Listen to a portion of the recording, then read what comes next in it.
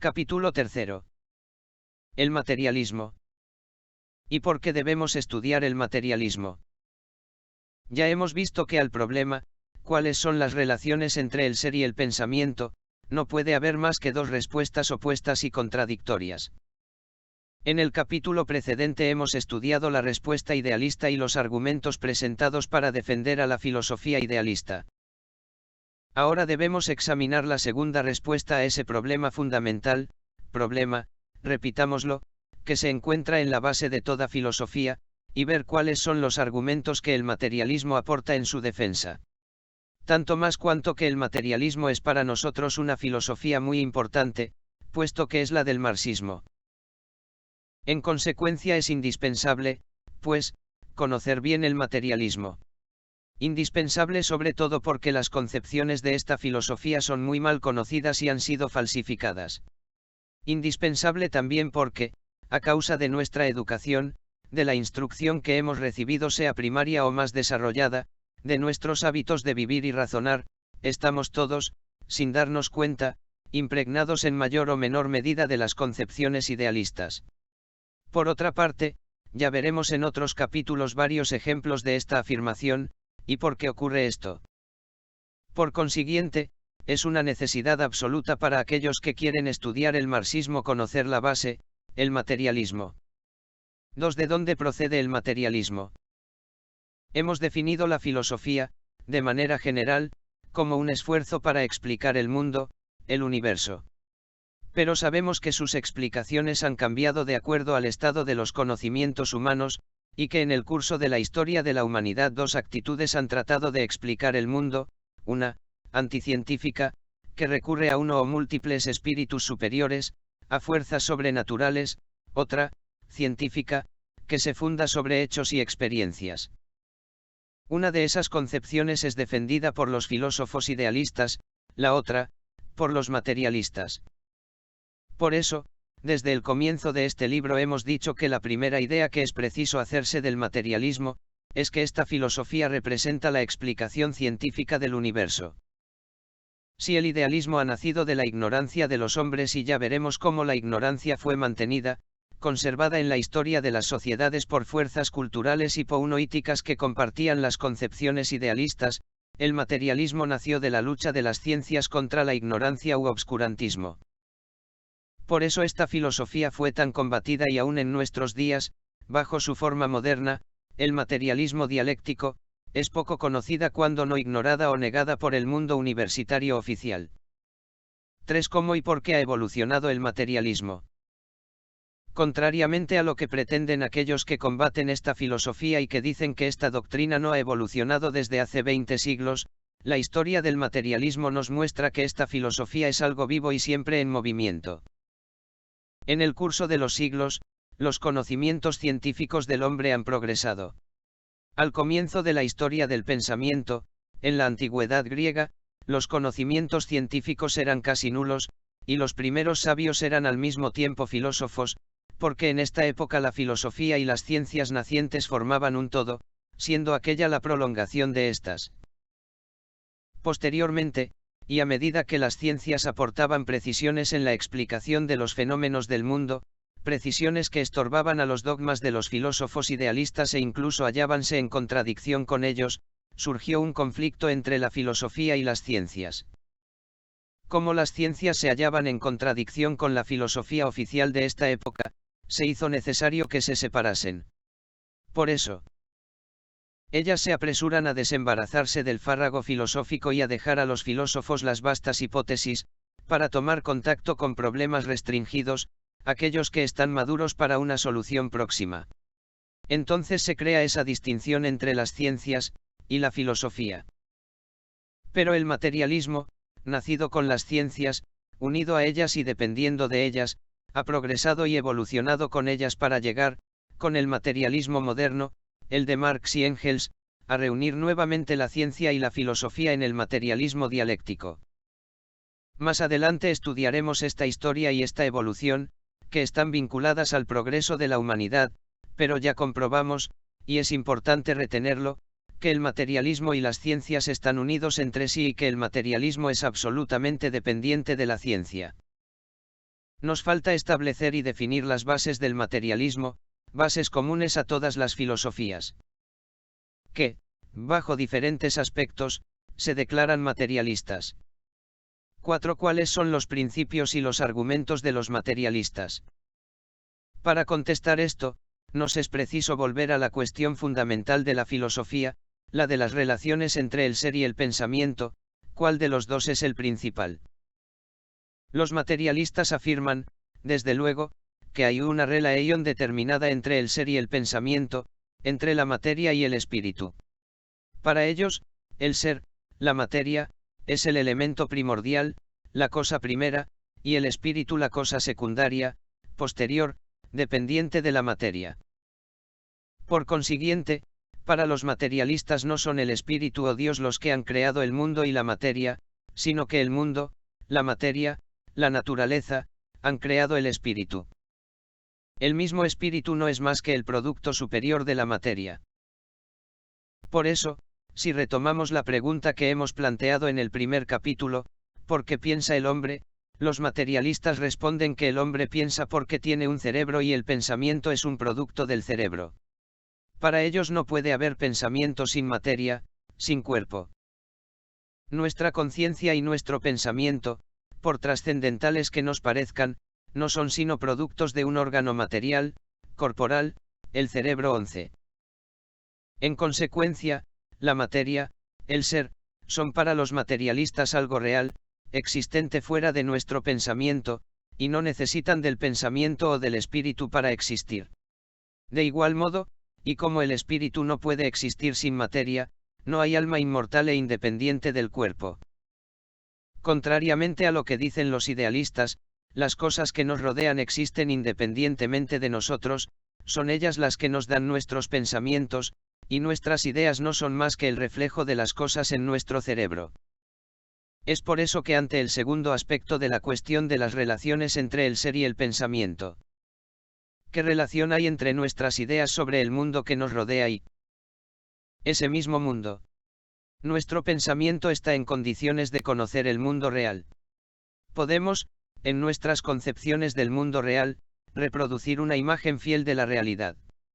Esta cuestión es llamada en lenguaje filosófico la cuestión de la identidad del pensamiento y del ser. Los materialistas afirman, sí, podemos conocer el mundo, y las ideas que nos hacemos de ese mundo son cada vez más justas, puesto que podemos estudiar con ayuda de las ciencias, que éstas nos prueban continuamente mediante la experiencia que las cosas que nos rodean tienen efectivamente una vida que les es propia, independiente de nosotros, y que los hombres ya pueden reproducir en parte esas cosas, crearlas artificialmente. Para resumir, diremos que ante el problema fundamental de la filosofía los materialistas afirman que es la materia la que produce el espíritu y que, científicamente, nunca se ha visto espíritu sin materia. Que la materia existe fuera de todo espíritu y que no tiene necesidad del espíritu para existir, puesto que tiene una existencia que le es particular y que, en consecuencia, contrariamente a lo que dicen los idealistas, no son nuestras ideas las que crean las cosas, sino, por el contrario, son las cosas las que nos dan nuestras ideas. Que somos capaces de conocer el mundo, que las ideas que nos hacemos de la materia y del mundo son cada vez más correctas puesto que, con ayuda de las ciencias, podemos determinar con precisión lo que ya conocemos y descubrir lo que ignoramos. Capítulo 4. ¿Quién tiene razón, el idealista o el materialista? ¿Y cómo debemos plantearnos el problema? Ahora que conocemos las tesis de los idealistas y de los materialistas, vamos a tratar de saber quién tiene razón. Recordemos que ante todo necesitamos comprobar, por una parte, que estas tesis son absolutamente opuestas y contradictorias, por otra parte que, ya sea que se defienda una u otra teoría, ello nos lleva acto seguido a conclusiones que, por sus consecuencias, son muy importantes. Para saber quién tiene razón, debemos referirnos a los 3 puntos en los cuales hemos resumido cada argumentación. Los idealistas afirman que es el espíritu el que crea la materia. Que la materia no existe fuera de nuestro pensamiento, y que por consiguiente no es para nosotros más que una ilusión. Que son nuestras ideas las que crean las cosas. Por su parte, los materialistas afirman exactamente lo contrario. Para facilitar nuestro trabajo, debemos comenzar por lo que pertenece al dominio del sentido común y que más nos asombra. Es cierto que el mundo no existe más que en nuestro pensamiento. Es cierto que son nuestras ideas las que crean las cosas. He aquí dos argumentos defendidos por el idealismo inmaterialista de Berkeley, cuyas conclusiones conducen, como en todas las teologías, a nuestra tercera pregunta. ¿Es cierto que el espíritu crea la materia? Se trata de cuestiones muy importantes, puesto que se relacionan con el problema fundamental de la filosofía. En consecuencia, al discutirlas vamos a saber quién tiene razón, y ellas son particularmente interesantes para los materialistas, dado que las respuestas materialistas a estas preguntas son comunes a todas las filosofías materialistas y por lo tanto, al materialismo dialéctico. 2. Es verdad que el mundo no existe más que en nuestro pensamiento. Antes de estudiar esta cuestión, debemos ubicar dos términos filosóficos que nos es preciso utilizar y que encontramos a menudo en nuestras lecturas. Realidad subjetiva, que quiere decir, realidad que existe solamente en nuestro pensamiento. Realidad objetiva, realidad que existe fuera de nuestro pensamiento. Los idealistas dicen que el mundo no es una realidad objetiva, sino subjetiva. Los materialistas dicen que es una realidad objetiva. Para demostrarnos que el mundo y las cosas no existen más que en nuestro pensamiento, el obispo Berkeley los descompone en sus propiedades, color, tamaño, densidad, etc. Nos demuestra que esas propiedades, que varían según los individuos, no están en las mismas cosas sino en el espíritu de cada uno de nosotros. De ello deduce que la materia es un conjunto de propiedades no objetivas sino subjetivas y que, en consecuencia, no existe. Si retornamos el ejemplo del Sol, Berkeley nos pregunta si creemos en la realidad objetiva del disco rojo, y nos demuestra, con su método de discusión de las propiedades, que el Sol no es rojo y no es un disco. Por consiguiente, el Sol no es una realidad objetiva, porque no existe por sí mismo, sino que es una simple realidad subjetiva, puesto que no existe más que en nuestro pensamiento. Los materialistas afirman que el Sol existe de todos modos, no porque lo veamos como un disco chato y rojo porque esto corresponde al realismo ingenuo, el de los niños y de los primeros hombres que no contaban más que con sus sentidos para controlar la realidad, sino que afirman que existe invocando la ciencia. En efecto, esta nos permite rectificar los errores que nuestros sentidos nos hacen cometer. Pero ante este ejemplo del Sol debemos plantear claramente el problema. Diremos, con Berkeley, que el Sol no es un disco ni es rojo, pero no aceptamos sus conclusiones, la negación del Sol como realidad objetiva. No discutimos las propiedades de las cosas sino su existencia. No discutimos para saber si nuestros sentidos nos engañan y deforman la realidad material, sino si esta realidad existe fuera de nuestros sentidos. Y bien, los materialistas afirman la existencia de esta realidad fuera de nosotros y nos proporcionan argumentos que son la ciencia misma. ¿Qué hacen los idea-unoístas para demostrarnos que tienen razón?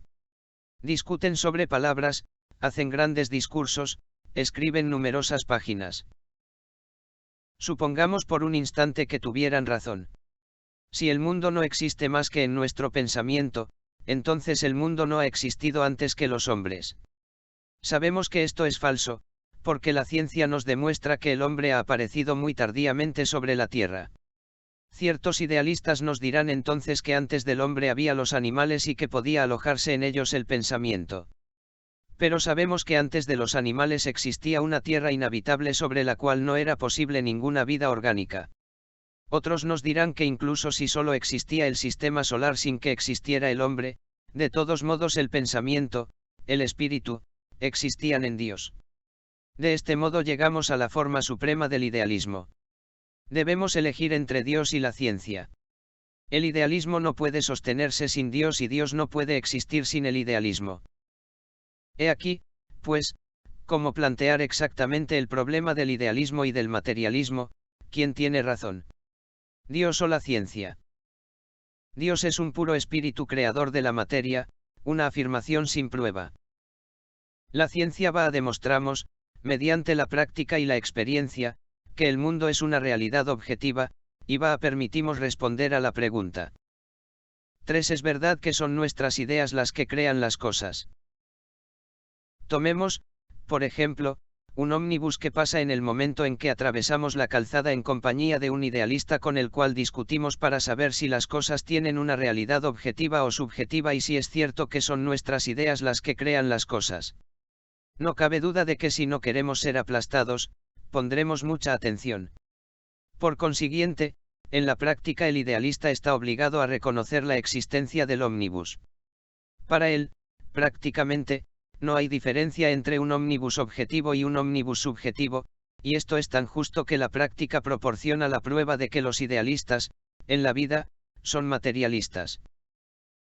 A este respecto, podríamos citar numerosos ejemplos en que veríamos que los filósofos idealistas y aquellos que sostienen esta filosofía, no desdeñan ciertas bajezas objetivas para obtener lo que para ellos no es más que realidad subjetiva.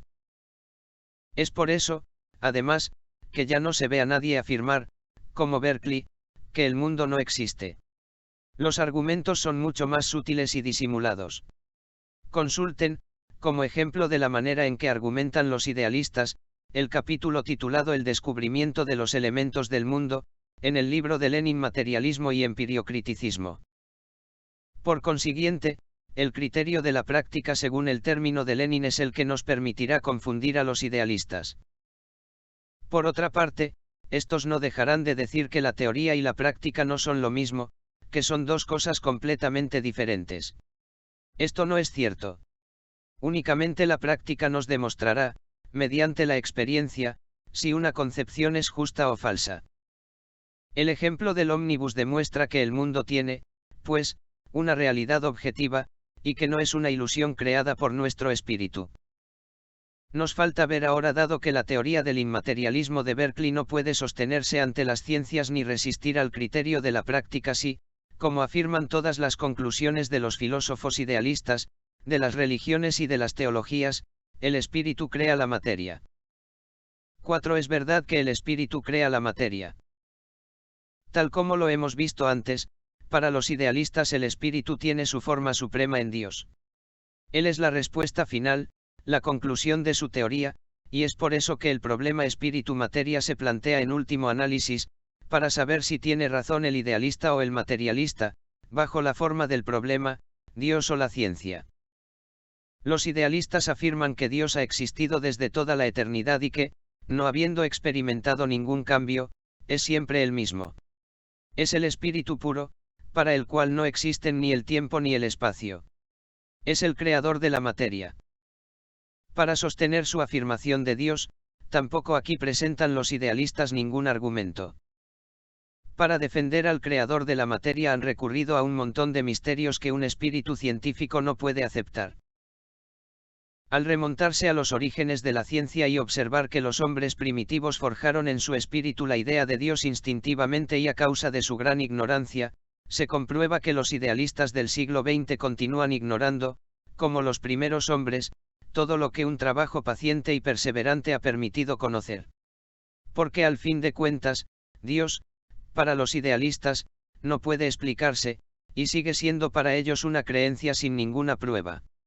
Cuando los idealistas quieren probarnos la necesidad de una creación del mundo diciendo que la materia no ha podido existir siempre, que necesariamente ha debido tener un nacimiento, recurren a un Dios, el cual, por su parte, nunca tuvo comienzo. ¿Acaso resulta más clara esta explicación? Por el contrario, para sostener sus argumentos los materialistas se servirán de la ciencia, que los hombres han desarrollado a medida que hacían retroceder los límites de su ignorancia. Ahora bien, la ciencia nos permite pensar que el espíritu haya creado la materia. No. La idea de una creación por un espíritu puro es incomprensible, porque no conocemos nada semejante en la experiencia. Para que esto fuera posible, hubiera sido necesario, como dicen los idealistas, que el espíritu existiera solo, antes que la materia, mientras que la ciencia nos demuestra que esto no es posible y que jamás hubo espíritu sin materia. Por el contrario, el espíritu está siempre unido a la materia, y en particular comprobamos que el espíritu del hombre está unido al cerebro, que es la fuente de nuestras ideas y de nuestro pensamiento.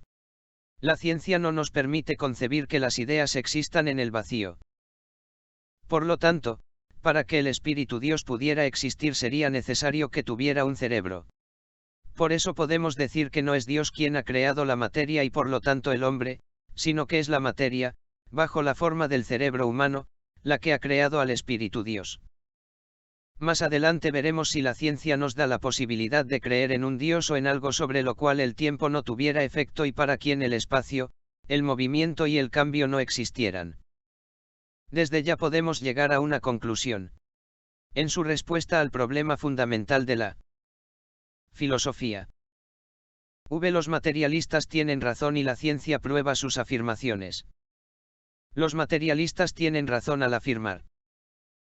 Contra el idealismo de Berkeley y contra los filósofos que se ocultan tras su inmaterialismo, que el mundo y las cosas, por una parte, existen fuera de nuestro pensamiento y no tienen necesidad de nuestro pensamiento para existir, por otra parte, que no son nuestras ideas las que crean las cosas sino que, por el contrario, son las cosas que nos dan nuestras ideas. Contra todas las filosofías idealistas, porque sus conclusiones conducen a afirmar la creación de la materia por el espíritu, o sea, en última instancia, a afirmar la existencia de Dios y a sostener las teologías, los materialistas, apoyándose en las ciencias, afirman y prueban que es la materia la que crea el espíritu y que no necesitan la hipótesis Dios para explicar la creación de la materia. Observación. Debemos prestar atención a la manera en que los idealistas plantean los problemas. Nos afirman que Dios ha creado al hombre cuando ya hemos visto que es el hombre el que ha creado a Dios. Por otra parte, afirman también que es el espíritu el que ha creado la materia, cuando vemos que en verdad es exactamente lo contrario. Debemos destacar esta manera de invertir las perspectivas. Lecturas. Lenin, Materialismo y Empiriocriticismo, página 71, existía la naturaleza antes que el hombre, p. 85 a 89, piensa el hombre con el cerebro. Ediciones en lenguas extranjeras, Moscú. Engels, Ludwig Feuerbach, Idealismo y Materialismo. Capítulo 5. Hay una tercera filosofía. El agnosticismo. ¿Y por qué una tercera filosofía?